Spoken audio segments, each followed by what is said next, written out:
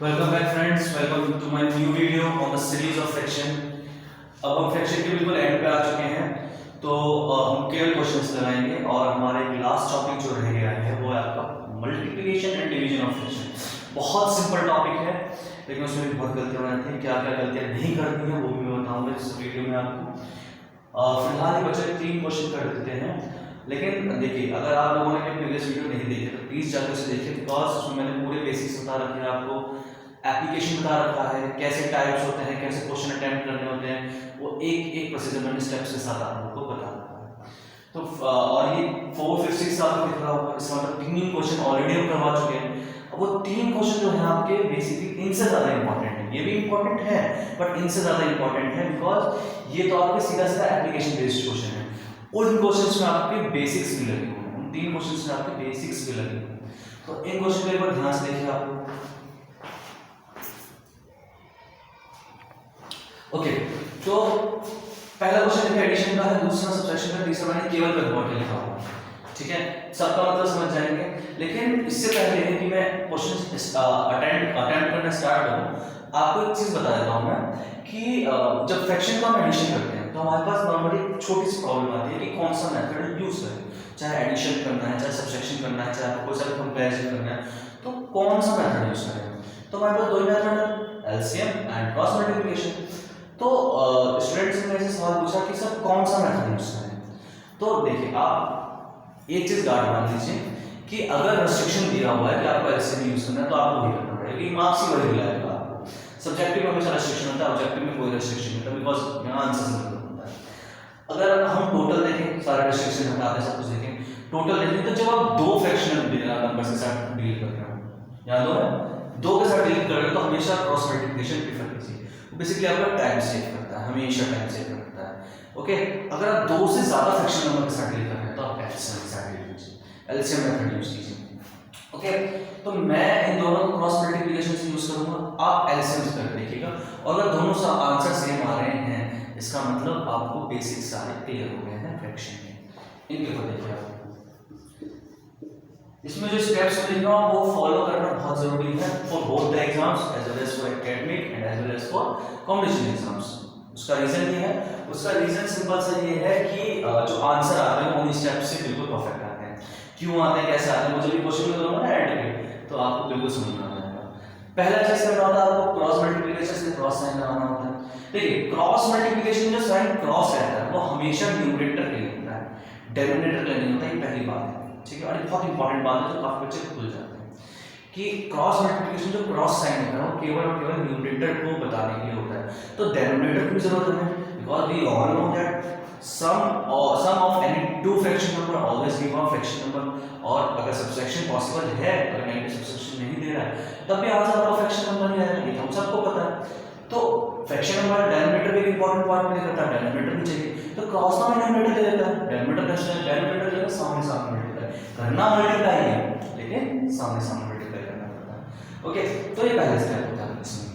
दूसरा स्टेप क्या करना है आपको, दूसरा स्टेप जो दिखे, न्यूमरेटर के क्रॉस में 27, डिनोमिनेटर के सामने 27, न्यूमरेटर के क्रॉस में 3, डिनोमिनेटर के सामने 3, मल्टीप्लाई करेंगे 108/81 प्लस 24/81। पहला काम ये था, दूसरा काम था, तीसरा काम क्या था, हमें लाइक डिनोमिनेटर, बेसिकली एम ही हमारा यहाँ था लाइक डिनोमिनेटर बनाना, like decimal sorry like fraction बनाना, यही हमारा बेसिकली एम था, बना दिया हमने। अब डिनोमिनेटर काम खत्म, डिनोमिनेटर काम खत्म मतलब कि डिनोमिनेटर अब इससे ज्यादा कोई रोल प्ले नहीं करेगा। अब जो यहाँ पे डिनोमिनेटर आ चुका है सेम वही आपका आंसर में रिफ्लेक्ट हो जाएगा। काम किस तरह से, न्यूमरेटर ने वही कोई काम नहीं किया, और जो किसी काम करना हो क्वेश्चन में क्या मतलब, क्वेश्चन में न्यूमरेटर है इसका मतलब इसका कोई काम है, तो हम देखेंगे इसका काम क्या है। 8 4 12 132/81, ये आपका नेक्स्ट स्टेप हो जाएगा, आंसर आ गया। बट यहाँ पे एक प्रॉब्लम है, अब वो वाली प्रॉब्लम में डिस्कस करो, मैंने आपको स्टार्टिंग बताई थी कि एक एक स्टेप अगर आपने फॉलो नहीं किया तो subjective as well as objective के थोड़े फंस सकते हैं। क्या यहाँ पे अगर आपने आंसर छोड़ा तो सब्जेक्टिव में तो मार्क्स आधे घटेंगे, ऑब्जेक्टिव में 1 मार्क्स आधे मार्क्स नहीं मिलेंगे। क्यों? क्योंकि जो ऑब्जेक्टिव में ऑप्शन होते हैं वो देते हैं रिड्यूस्ड फॉर्म ऑफ फ्रैक्शन के फॉर्म में। ठीक है, रिड्यूस्ड फॉर्म ऑफ फ्रैक्शन एक फॉर्म होता है आपको फ्रैक्शन को रिप्रेजेंट करने का, जो मैंने अच्छे तरीके से अपने प्रीवियस वीडियो में बता रखा है क्या होता है रिड्यूस्ड फॉर्म ऑफ फ्रैक्शन। ये कैसे करेंगे डिवाइड हो रहा है, ये आपका रिड्यूस करने का तरीका होता है। जिनको पता है अच्छी बात है, जिनको नहीं पता प्लीज जाके मेरी प्रीवियस वीडियो में देखिए। ये एक टाइप का इम्प्रॉपर फ्रैक्शन है, मिक्स्ड में भी कन्वर्ट करता है, लेकिन मिक्स्ड में कन्वर्ट करना कंपलसरी नहीं है। रिड्यूस फॉर्म में कन्वर्ट करना कंपलसरी रहता है, लेकिन मिक्स्ड में कन्वर्ट करना कंपलसरी नहीं रहता। अगर आपको क्वेश्चन उस फॉर्म में दिया हुआ तो आंसर लिखिए मिक्स फॉर्म में, नहीं दिया मैंने यहाँ पे किस फॉर्म में दिया, मैंने आपको यहाँ पे इम्प्रॉपर फॉर्म में दिया तो आंसर है उसी फॉर्म में लिखेंगे, ठीक है। यानी जैसा सवाल पूछा उसी सूरत में आंसर दे दीजिए। चलिए नेक्स्ट बात है,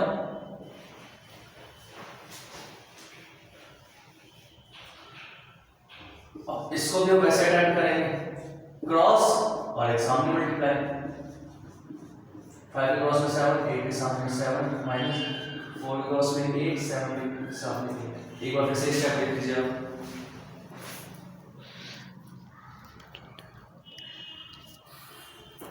चलिए बहुत बढ़िया, अब आगे बढ़ते हैं।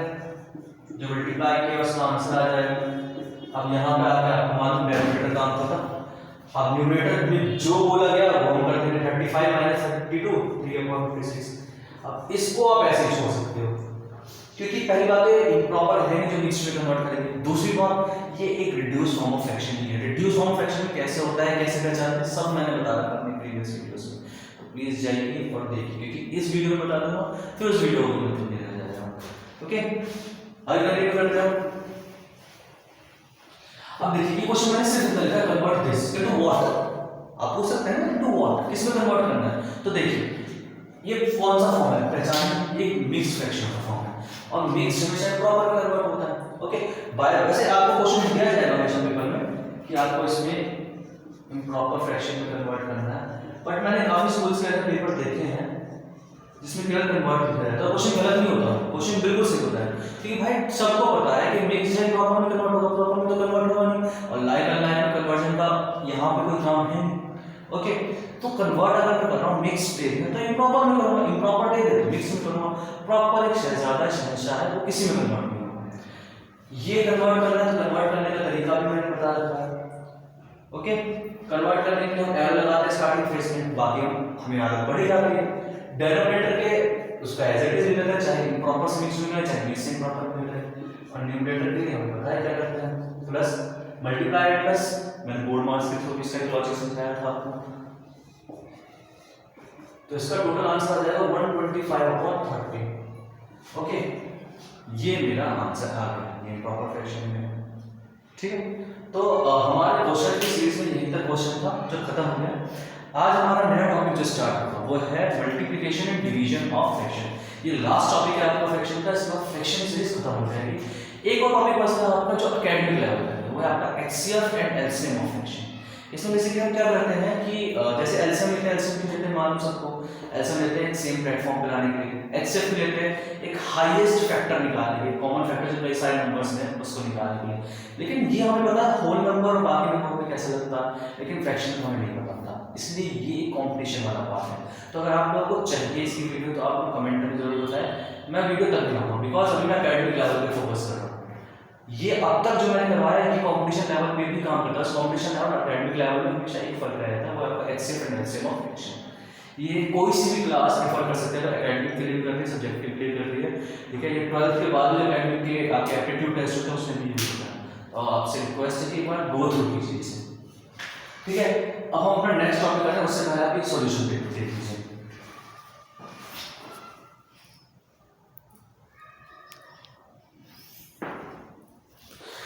चलिए हमारा नेक्स्ट टॉपिक स्टार्ट करते हैं। पहले मल्टीप्लिकेशन। देखिए मल्टीप्लिकेशन और डिवीजन में अगर आप एक सीख रहे हो तो दूसरा अपने आप सीख जाएंगे, क्योंकि दोनों में मल्टीप्लाई करना होता है। थोड़ा सा घुमा कैसे घुमाते हैं हम देखेंगे। पहले मल्टीप्लाई सीखते हैं। मल्टीप्लिकेशन में क्या करते हैं, वैसे सब आता होगा ये को, लेकिन तब भी छोटा सा रिवीजन कर लेते हैं। देखिए मैं स्टार्ट करता हूँ आपका 4 नंबर से। जैसे मेरे को अगर क्वेश्चन दिया जाए 2 × 3 तो सिंपल आंसर 6, ठीक है। फ्रैक्शन में क्या है, फ्रैक्शन में एक पार्ट में बढ़ा के दिया है, अब तक हम ऊपर पर मल्टीप्लाई करते हैं, हम नीचे भी एक मल्टीप्लिकेशन वर्ड यूज कर देंगे। डिनोमिनेटर में मान लो सीरीज में 3 डाल दिया, इसमें नीचे 4 डाल दिया, तो नीचे देखिए 3 4 ओके। तो 6/12 आंसर आप इसको आप रिड्यूस करेंगे 1/2 आ जाएगा। ओके तो कहने का मतलब क्या है, पहली चीज जो हमें समझनी है कि फ्रैक्शन में मल्टीप्लिकेशन में जिस साइड पे मल्टीप्लिकेशन करना है, जिस साइड पे हम फोकस करें, जैसे हमने न्यूमरेटर को पकड़ा है तो उसका मल्टीप्लिकेशन न्यूमरेटर से ही होगा। अगर मैंने डिनोमिनेटर को पकड़ा है तो उसका मल्टीप्लिकेशन डिनोमिनेटर से ही होगा। ये बहुत ही छोटी बात है सुनने में, लेकिन ये बहुत बड़ी गलती का रूप ले लेती है पेपर में, बिकॉज पेपर के टाइम में हमारा माइंड जो है अलर्ट मोड पे रहता है और छोटी छोटी मिस्टेक्स को इग्नोर कर लेता है, और ये मिस्टेक्स हुई हैं कॉपी चेक से मैंने देखी। ठीक है, तो कहने का मतलब क्या है, अगर आपका सेम साइड मल्टीप्लिकेशन होगा तभी आप आंसर लिखिएगा। अब इस क्वेश्चन को अगर मैं पर्टिकुलरली ले लूं तो इसे करने के दो तरीके। पहला, जिन बच्चों ने ऑलरेडी मल्टीप्लिकेशन कर रखा उनके लिए या बैटरी हार्ड कर सकते हैं। देखिए आंसर उनका वही आएगा।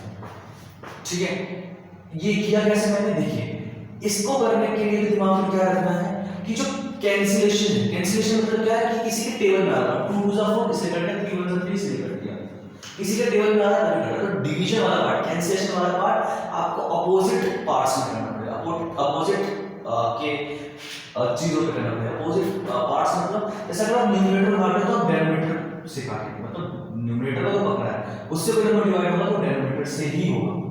नहीं बात समझ में? देखिए यहां से जैसे ये क्वेश्चन, ठीक, ये अक्सर बेसिकली आपकी 7th क्लास की 8th क्लास की मिस्टेक रहती है कि वो ऐसे काट देते हैं, सेम साइड पे काट दिया, डिनोमिनेटर से काट दिया, तो लॉजिक बना ही ठीक थे दोनों मल्टीप्लिकेशन, तो काटना बिल्कुल ठीक नहीं, ऐसे काट देते हैं फिर आंसर दे देते हैं 1। यानी उन्होंने जो मेन कॉन्सेप्ट था ऑपोजिट कैंसिलेशन वाला वो भी यूज कर दिया और सामने सामने डिवाइड करके अपने आंसर जनरेट कर लिया। ये नहीं करना, ये भी मैं बता रहा हूँ, ये सब आपको लगेगा बिल्कुल ही बचकाना गलत लगेगा, बिल्कुल सिली मिस्टेक लगेगी, लेकिन ये गलतियां होती हैं और ये बिल्कुल कॉमन मिस्टेक है, तो इन्हीं को सुधारना है। ठीक है, तो कैंसिलेशन क्या है करना है। अच्छा, आपको इस स्टार्टिंग में कैंसिलेशन नहीं आना कोई बात नहीं, आप पहले मल्टीप्लाई कर लीजिए और रिड्यूस फॉर्म में करके आंसर लिख लीजिए, बहुत सिंपल है। ये दो टॉपिक है बस मल्टीप्लिकेशन में और कुछ नहीं। ओके, एक क्वेश्चन कर लेते हैं हम, उसके बाद आगे बढ़ते हैं।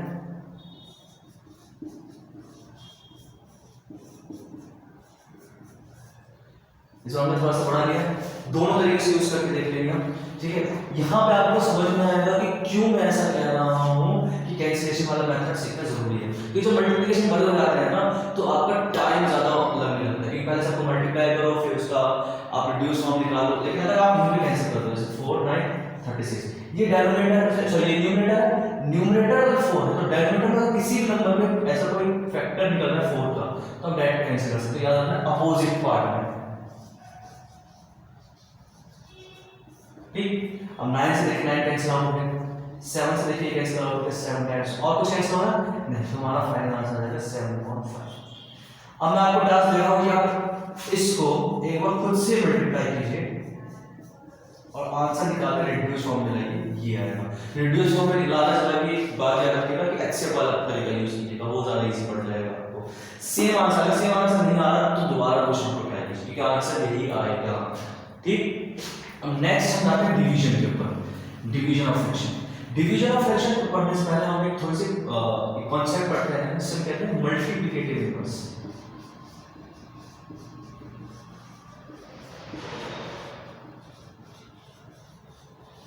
इसको जो फेमस नाम है जो सुनते हैं आपके दिमाग में बैठ जाएगा हाँ ये है, वो है आपका रेसिप्रोकल। ठीक, कुछ नहीं होता है ऐसे देखिए फ्रैक्शन में ये बेसिकली लगता है, फ्रैक्शन में ही लगता है ये, ठीक है, और नहीं लगता तो कोई भी अगर बोलो तो लगता है तो फ्रैक्शन बना देता है। ठीक है, तो यहाँ पे मैं एक और चीज सीखेंगे, पहले बताया होता है क्या उसके बाद सीखेंगे। रेसिप्रोकल का मतलब ये होता है कि पार्ट्स को एक्सचेंज कर देना है, यानी डिनोमिनेटर तो न्यूमरेटर में शिफ्ट हो जाएगा, न्यूमरेटर डिनोमिनेटर में शिफ्ट हो जाएगा without changing the sign of the fraction. Sign का मतलब क्या है कि पॉजिटिव भी होते हैं फ्रैक्शन, नेगेटिव भी होते हैं, वो हम रैशनल नंबर में सीखेंगे जो हमारी अगली सीरीज है। ठीक है, फिलहाल यहाँ पे फोकस कीजिए। तो अगर मैं इसका रेसिप्रोकल करूँ तो ये हो जाता है d/n, यानी अगर मैं कोई नंबर दे दूं 3/4, इसको कह दो रेसिप्रोकल करने के लिए, तो नीचे वाला पार्ट ऊपर चला जाएगा, ऊपर वाला पार्ट नीचे आ जाएगा। ठीक है, सिर्फ इतना ही होता है। ठीक है, यहाँ पे मेरे को चीज क्या सीखने वाली है कि जो डिवाइड साइन होता है अगर मैं इस साइन का रेसिप्रोकल करने की कोशिश करूँ तो वो होता है मल्टीप्लाई। बस यही एक तरीका है आपको division fraction division of fraction से डील करने का, और इसी कॉन्सेप्ट आपको प्रोड्यूस करना है। अच्छा, एक चीज मेरी बात क्या सीखने वाली है, क्या अगर मान लीजिए कोई नॉर्मल नंबर दे रखा आपको 4 तो हमसे मालूम चल जाता है क्या ये फ्रैक्शन है या नहीं है, तो क्या हमसे बना सकते हैं 4/1, 4/1 मतलब 4/1 तो ये न्यूमरेटर हो गया, न्यूमरेटर आंसर अगर देखें तो आपको 4 ही आएगा। अब इसको अगर ऐसे टोटल करना है तो 1/4 हो जाएगा। तो ये बात का ध्यान रखना है। और फिर से मैं बोल रहा हूँ कि रेसिप्रोकल में केवल पोजीशन चेंज होते हैं, साइन चेंज नहीं होता, ये याद रखना है आपको। ठीक, तो आई होप यहाँ तक आपको बिल्कुल क्लियर हुआ होगा। ओके, बिकॉज वीडियो लंबी हो रही है तो हम इसका नेक्स्ट पार्ट में आपका इसका मल्टीप्लिकेटिव इन्वर्स का बेसिक के साथ आपके कुछ क्वेश्चंस भी करवा देंगे। Okay, thanks for watching my video. अगर आपको अच्छी लगी वीडियो तो प्लीज शेयर कीजिए, सब्सक्राइब कीजिए एंड हम अगले वीडियो में मिलते हैं। Thank you for watching the video. Thanks.